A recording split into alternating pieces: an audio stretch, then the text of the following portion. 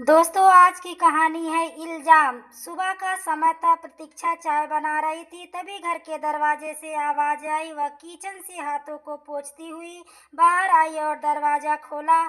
सामने उसके जेठ और जेठानी खड़े थे। वह साइड में हो गई और उनको अंदर आने के लिए बोला।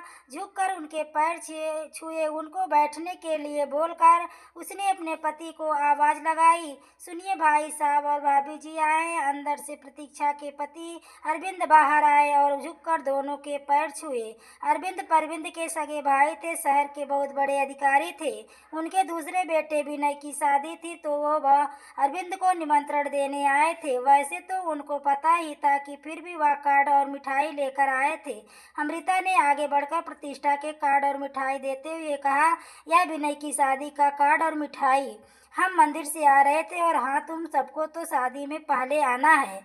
प्रतीक्षा ने उनके हाथ से कार्ड लिया और बोली, बहुत बहुत बधाई। आपको मैं चाय बनाती हूँ। अमृता ने पूछा, बच्चे नहीं दिख रहे हैं? तभी अरविंद के तीनों बच्चे आए और नमस्ते किए। अमृता ने बोला, तुम सबको तो पता ही है, पर विनय की शादी आना ही है सबको और काम भी करना होगा। तीनों बच्चों ने सर हिला दिया, हाँ किया और वापस चले गए। प्रतीक्षा चाय नाश्ता बना करके ले आई।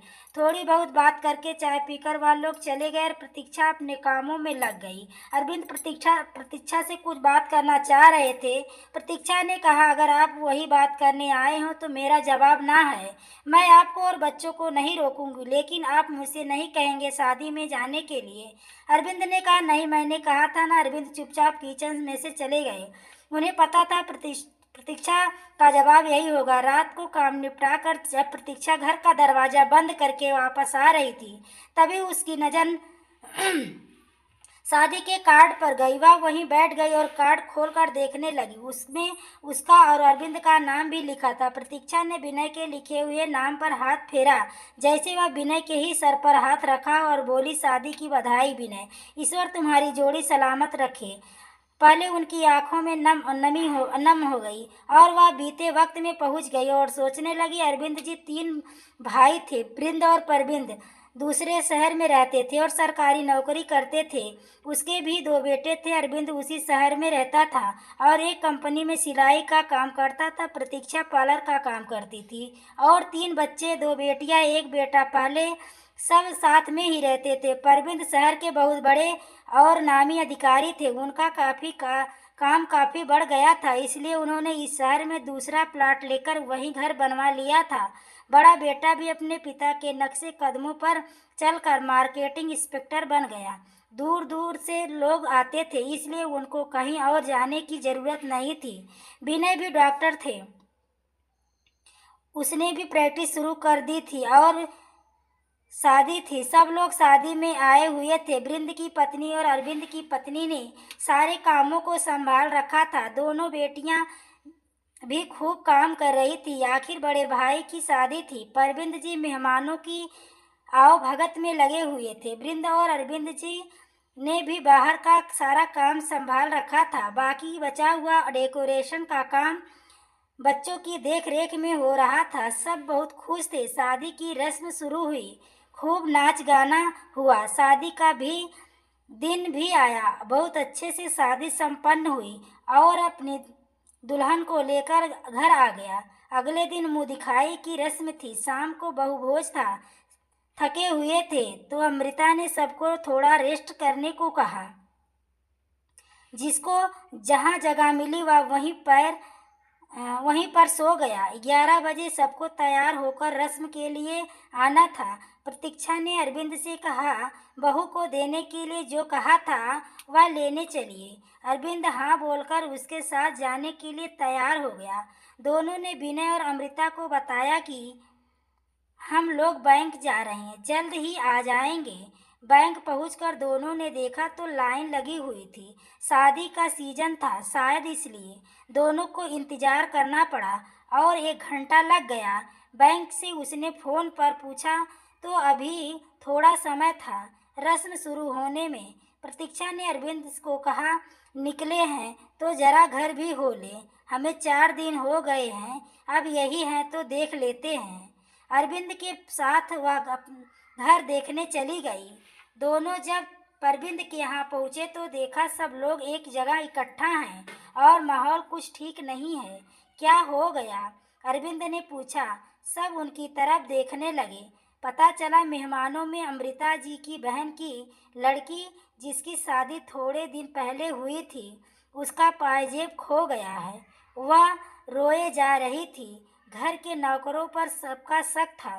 तभी सभी नौकर वहीं थे, लेकिन कोई भी कुछ नहीं बोल रहा था कि उसने लिया है। तब तक उसकी बहन बोली, बोलना भी क्यों? घर वालों से पूछने का तो कोई मतलब ही नहीं बनता। ऐसा कोई क्यों करे? तभी अमृता जी की बहन ने प्रतीक्षा से पूछा, तुम नहीं थी? बाकी यहाँ सब तो यही थे, कहीं तुमने तो नहीं? उन्होंने इतना ही बोला था कि अरविंद ने कहा, कैसी बातें कर रही हैं आप? सब हमारे मेहमान हैं। हम दोनों भैया और भाभी को बता कर गए थे। सब सवालिया नज़रों से प्रतीक्षा और अरविंद को देख रहे थे। परविंद जी बोले, हाँ, या बता कर गए थे। प्रतीक्षा की आंखें भर आई। उसने अपनी जेठानी अमृता की तरफ देखा, लेकिन वह कुछ नहीं बोली। तभी विनय, जो कि सभी बच्चों के साथ बाजार गया था, वापस आ गया। उसने देखा कि सब लोग हॉल में हैं।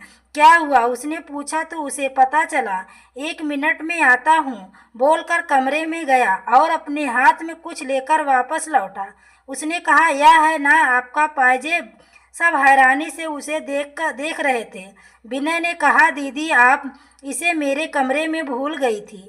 मैंने देखा और मुझे लगा कि यह आपका होगा। मैंने सोचा तैयार होकर आपको दे दूंगा, लेकिन तभी होटल से कॉल आ गया और मैं जल्दी से निकल गया। प्रतीक्षा की आंखों से आंसू झरझर बह रहे थे। हिचकी लेकर वह रोने लगी। हाथ में पड़ा हुआ ज्वेलरी बॉक्स उसने और के हाथ में दिया। घर से बाहर आई और रिक्शा पकड़कर अपने घर की तरफ चल दी। बाकी सब बच्चों को पता चला तो सबको बहुत बुरा लगा। अरविंद ने अपनी दोनों बेटियों से सामान समेटने को कहा। परविंद और बृंद ने कहा, जिनको बोलना चाहिए था उन्होंने एक शब्द भी नहीं बोला। यह कहकर उसने अमृता की तरफ देखा। अमृता अभी कुछ नहीं बोली। अरविंद ने हाथ जोड़ा और चला गया। विनय अगले दिन विनय अरविंद के घर आया और बोला, गलती हो गई दीदी से। अब आप लोग दिल बड़ा करके उनको माफ़ कर दीजिए। मैंने आपको कुछ नहीं कहा। प्रतीक्षा विनय को ऐसी बातें करते हुए रोने लगी। अरविंद ने कहा, बच्चों की तो कोई गलती नहीं है प्रतीक्षा। और अरविंद द्वारा जाकर बहू को शगुन दिया। उसी दिन के बाद परविंद जी के यहाँ कोई नहीं गया। वे लोग जरूर आ जाते थे। अरविंद ने देखा प्रतीक्षा के हाथों में पार्टी का कार्ड है और उसकी आंखों में नमी है। अरविंद ने साइड से उसके कंधे पर हाथ रखा। क्या फैसला किया तुमने? तुम जो भी फैसला करोगी हम तुम्हारे साथ हैं।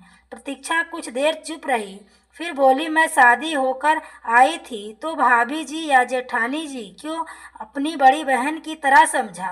और ऐसा नहीं कि उन्होंने नहीं, वह भी मेरे साथ हमेशा अच्छा से ही रही। हमारे तीनों बच्चे उन्हीं के गोद में खेले। भाई साहब ने कुछ नहीं कहा और ना ही भाभी ने। अब जेठ जी समय के साथ अधिकारी बन गए थे। पुश्तैनी घर छोड़कर दूसरे घर में चले गए। खुशी की बात थी हमारे लिए भी। मैंने पार्लर का काम किया। भाभी जी के यहाँ आना जाना लगा रहता। अपने घर में तो भाभी जब चाहती बुला लेती। सारा काम मैं और हमारी बेटियां संभालती थी।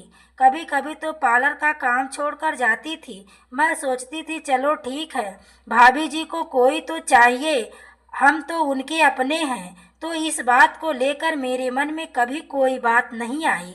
विभिन्न अवसरों पर उन्होंने जो उपहार दिए वह उनको अपने यहाँ काम करने वालों को दिए। बाद में मुझे एक दिन अचानक उनके यहाँ पहुँचने पर पता चला, जब उन्होंने मेरी दी हुई साड़ी किसी नौकरानी को दे दिया। ऐसी बहुत सारी बातें हैं, लेकिन मैंने उनसे कभी कुछ नहीं कहा। हाँ, दूरी जरूर बना ली और ऊंच नीच का मतलब मुझे समझ में आ गया। वह हमें अपने बराबर का नहीं समझती थी।